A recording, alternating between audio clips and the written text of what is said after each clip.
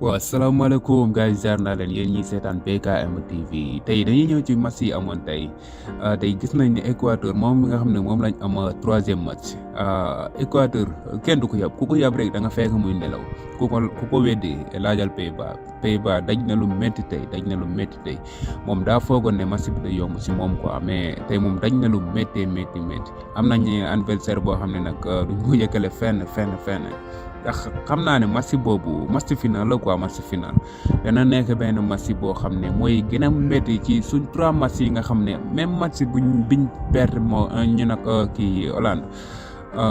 nekk na bii dana nekk match boo xam ne mooy gën a métti foofu boobu noonu foofu ndax bii final quoi Sénégal moom victoire rek moo ko arrangé ci match bii nii victoire rek match nul sax arrangé ko buy def match nul di ñibbisi moo tax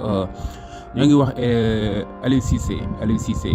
tey gis nañ ne match bi am na solo trop mais Qatar dafa nekk équipe boo xam ne amul niveau